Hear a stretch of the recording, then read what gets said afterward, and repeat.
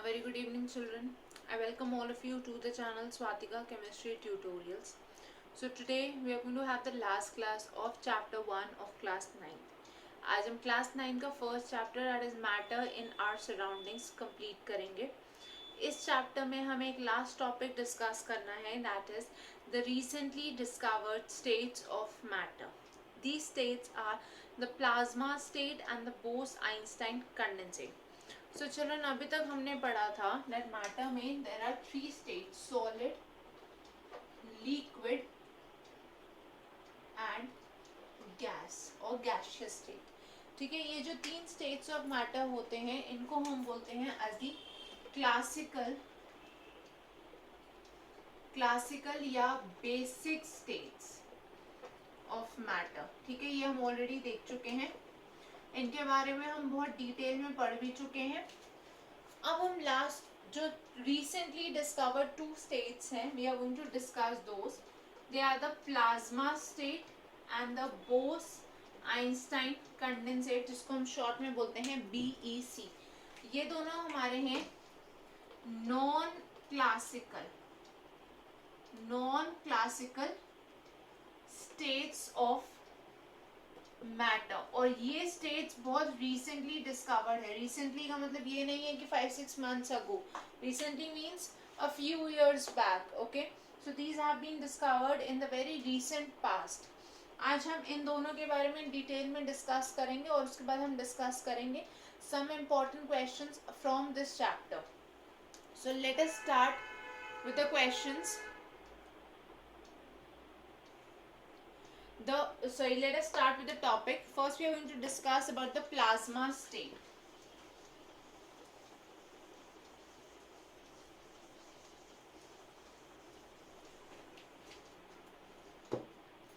पहले हम बात करते हैं प्लाज्मा के बारे में. Plasma state. चिल्ड्रन, प्लाज्मा जो है this is the fourth state of matter. ठीक है, प्लाज्मा हमारे पास है fourth state of matter after solid, liquid and gas. अब ये जो स्टेट है दिस इज हाईली एनर्जेटिक, या हम बोल सकते हैं सुपर एनर्जेटिक स्टेट है. जो हमारे 5 स्टेट्स हैं उनमें सबसे ज्यादा एनर्जी प्लाज्मा स्टेट की होती है. Okay, so this is known as the super excited. ठीक है, इसमें एक्साइटेड पार्टिकल्स हैं, मतलब बहुत हाई एनर्जी वाले पार्टिकल्स हैं. So super excited and super energetic state. ठीक है, इस स्टेट में पार्टिकल्स की एनर्जी बहुत ज्यादा है, इसलिए हम बोल रहे हैं super excited and super energetic state. Now what is present in this state?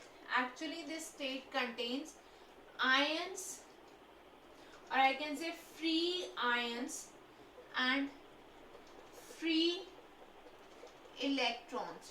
So इस स्टेट में free ions और free electrons present है, और because ions और electrons की एनर्जी बहुत ज़्यादा होती है that is why this is a super energetic state.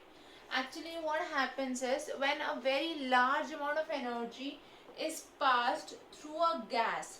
ठीक है, अगर हमने गैस को एक्साइट करा, उससे एनर्जी पास करी बहुत लार्ज अमाउंट में, तो what will happen, it will break down into ions and electrons. तो जब यहाँ पे आयंस और इलेक्ट्रॉन्स बनेंगे इनकी एनर्जी बहुत हाई होगी and that gives us the fourth state of matter, that is the plasma state. ठीक है, अब ये स्टेट कहाँ प्रेजेंट होता है?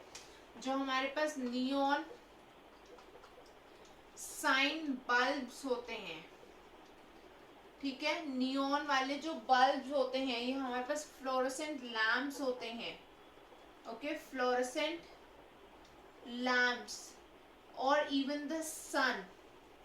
तो इन सब में there is plasma and that is why they possess large amount of energy. ठीक है, because this is a super excited and super energetic state. So this is what we need to know about the plasma state. Next, let's move to the fifth and the last state of matter, that is the Bose-Einstein condensate. Okay, so let us talk about the next state, that is the Bose-Einstein condensate.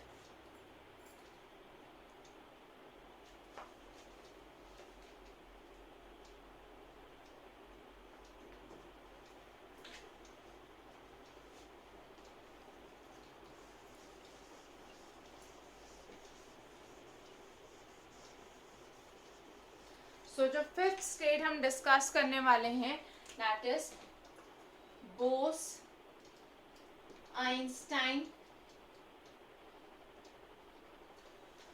Condensate, जिसको हम short में लिख देते हैं BEC.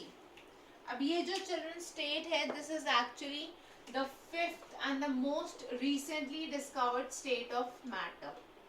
ठीक है, this is the fifth state of matter. Children, actually there was an Indian scientist Satyendra Nath Bose और S N Bose.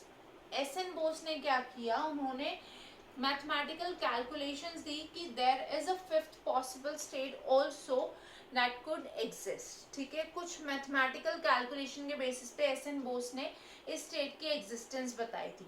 Albert Einstein ने इन कैलकुलेशंस को फॉरवर्ड करके इस स्टेट की एग्जिस्टेंस की कंडीशंस बताई and this was made hypothetically. Hypothetically का मतलब है ये एक्चुअली में एग्जिस्ट नहीं कर रहा है क्योंकि वो कंडीशंस एग्जिस्ट नहीं कर पा रहे. ठीक है, सो this is the fifth state and the temperature at which the state exists is actually known as absolute zero.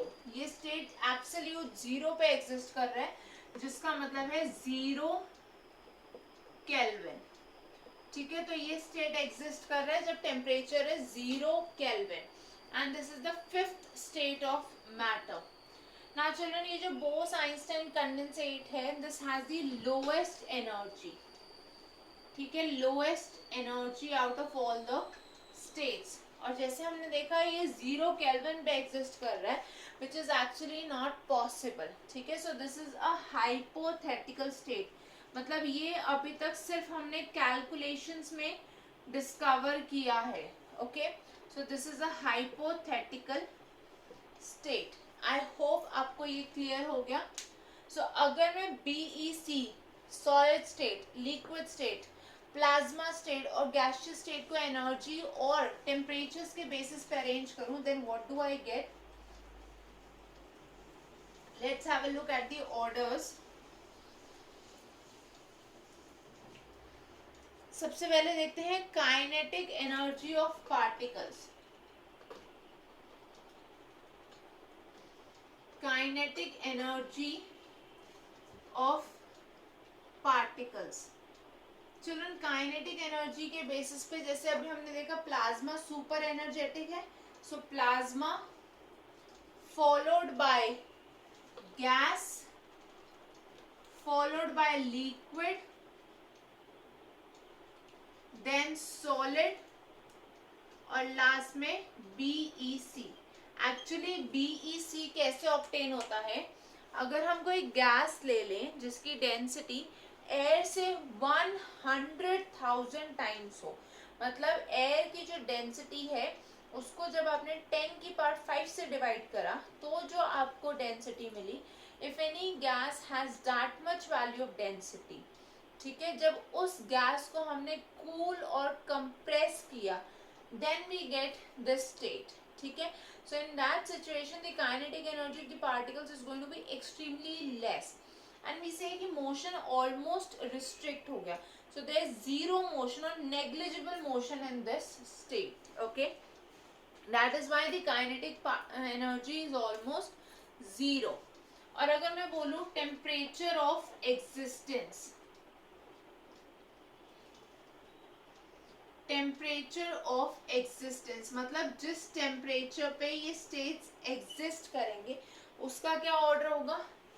Plasma exist at a very very high temperature, 4000 degree Celsius, 5000 degree Celsius and so on. ठीक है, so thousands of degree Celsius temperature होगा तब जाके आपको plasma state obtain होगा. So plasma, then we have gas, then we have liquid,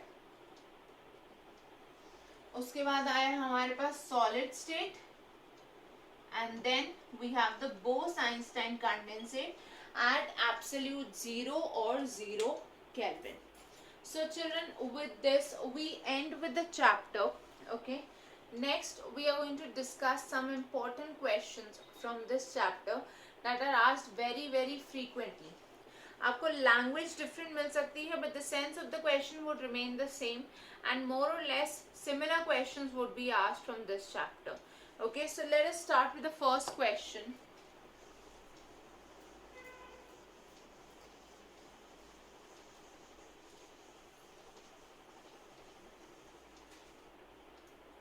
Question number 1 is, when sugar is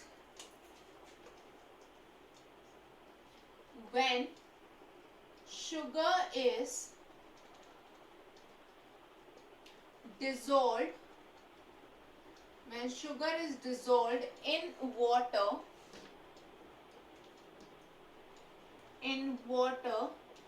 there is no increase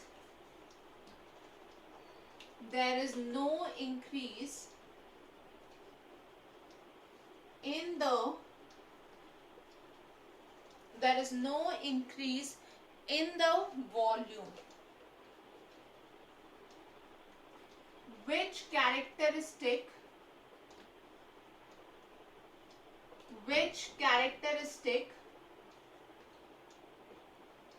of matter is illustrated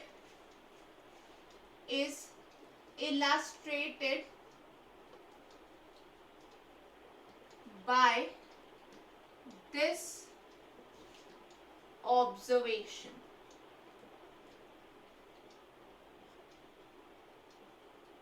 children, हम जितने भी question discuss करेंगे आज की क्लास में, I am going to discuss the answers in brief. मैं board पे उनके आंसर्स ब्रीफ में लिखूंगी, ठीक है.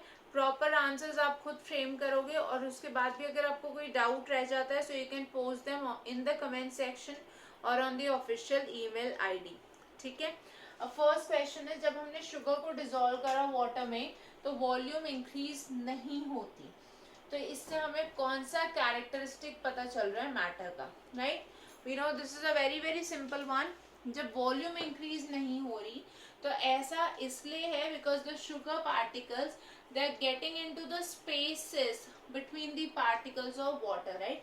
शुगर के जो पार्टिकल्स हैं वो वाटर पार्टिकल्स के बीच में स्पेसेस में खुद को इंसर्ट कर रहे हैं. This means that there are spaces between the particles of matter. So we can say particles of, इससे जो characteristic illustrate हो रहा है, you can write down the characteristic of matter illustrated by the above observation is that particles of matter have spaces between them.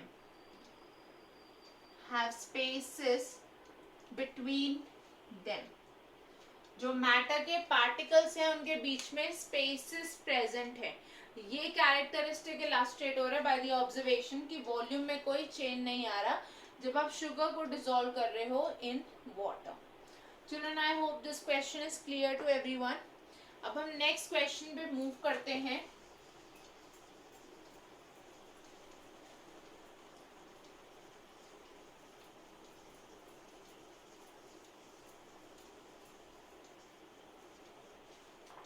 Question number 2 that we have is, out of solids, liquids and gases, identify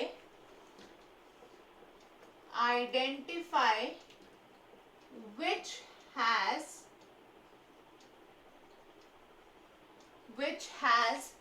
first part minimum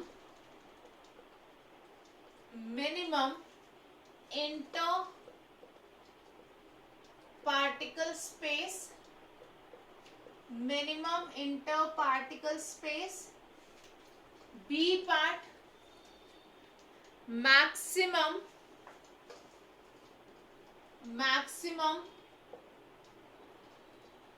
attraction maximum attraction between the particles,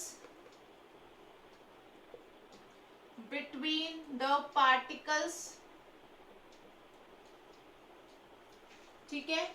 C part, C is maximum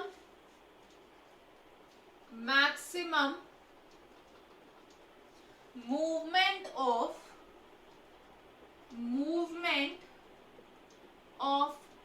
particles की maximum movement. और lastly D part is minimum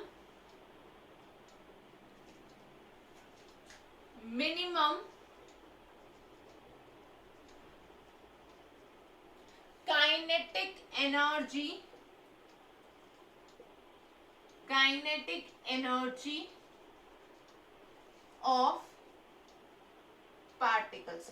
तो आपको तीनों states में से identify करना है कि किस में ये चारों कैरेक्टरिस्टिक्स शो हो रहे हैं. First is minimum inter particle space. Now children, minimum inter particle space का मतलब है इंटर पार्टिकल स्पेस सबसे कम. मतलब कौन से स्टेट में particles are held maximum close to each other. So you know, out of solids, liquids and gases, solid state में particles सबसे ज़्यादा close होते हैं एक दूसरे से. So the answer for the first one is solids. Solids में the particles are as close to each other as possible. और इस वजह से उनकी जो motion होती है that is completely restricted, right? Next, maximum attraction between the particles. अभी हमने देखा फर्स्ट में मिनिमम इंटर पार्टिकल स्पेस है, मतलब अट्रैक्शन सबसे ज्यादा है. सॉलिड्स में अट्रैक्शन सबसे ज्यादा होगी, इसलिए तो वहां पे स्पेसेस कम है, because the forces are very strong. Okay, hence they are rigid. So in this case, in the case of solids, there is maximum attraction between the particles. Okay, next, maximum movement of particles. Movement सबसे ज्यादा वहां होगी जहां पे spaces सबसे ज्यादा है, ठीक है, where the particles are free to move about. So in this case we can say these are the gases. Gases में there is maximum movement of particles. And lastly minimum kinetic energy. Kinetic energy वहीं पर minimum होगी जहां पे spaces सबसे ज्यादा, forces सबसे कम और मूवमेंट सबसे ज्यादा. That means in gases. So children, question बहुत सिंपल था. आई होप सबको ये क्वेश्चन क्लियर हो गया है. ठीक है, let us now move to the third question.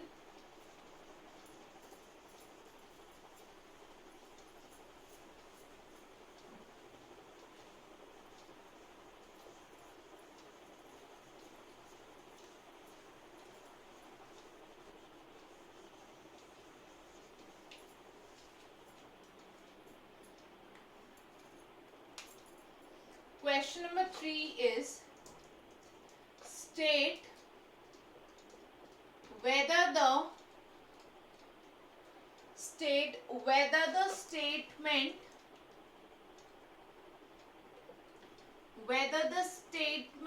given below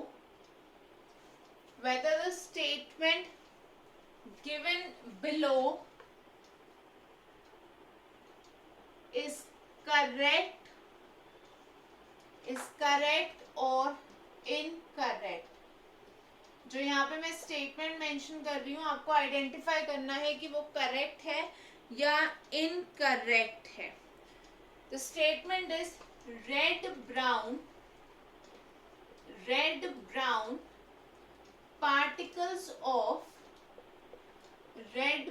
particles of bromine vapor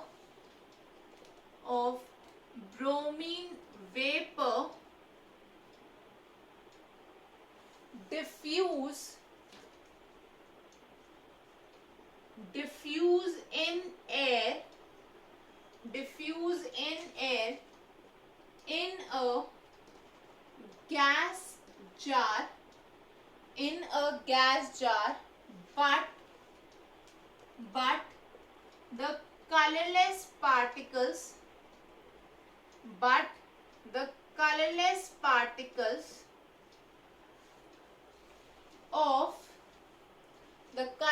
particles of air do not diffuse in the vapors of bromine. तो यहाँ पे अगर आप लोगों को याद हो, डिफ्यूजन के लिए हम एक सिंपल सा एक्सपेरिमेंट डिस्कस करते हैं।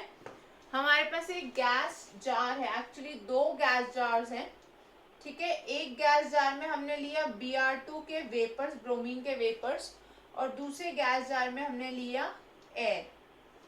दूसरे गैस जार में there is nothing but only air, that means it seems to be an empty gas jar. तो ये जो गैस जार था एयर का, इसको हमने ब्रोमीन के गैस जार के ऊपर इन्वर्ट कर दिया। सो वी सी कि धीरे धीरे अपर साइड में भी ये जो रेडिश ब्राउन कलर है ब्रोमीन वेपर्स का, ये स्प्रेड हो रहा है, ठीक है। तो वो फर्स्ट स्टेटमेंट होगी। Now they are saying that the air particles do not diffuse in the vapours of bromine. क्या ये सही है या ये गलत है? Children, this statement is absolutely incorrect. ये जो statement है ये completely और absolutely incorrect है।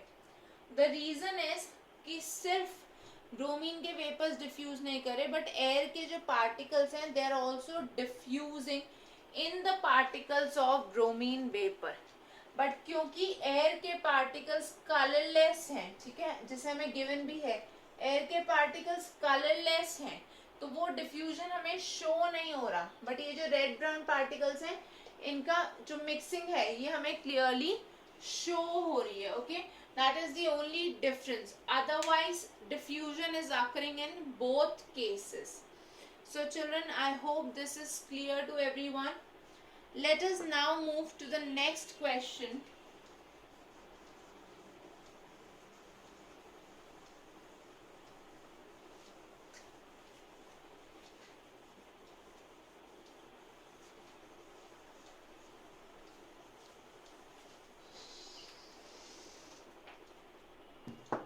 Question number 4 that we have is, you need to fill in the given blanks। ठीक है, क्वेश्चन नंबर 4 में हम फिल अप्स डिस्कस करने वाले हैं। So the first part of fill in the blanks is the best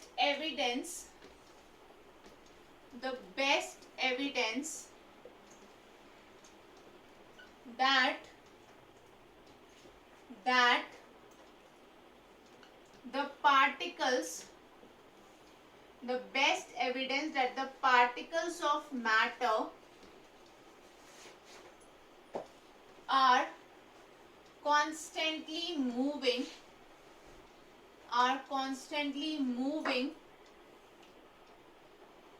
is given by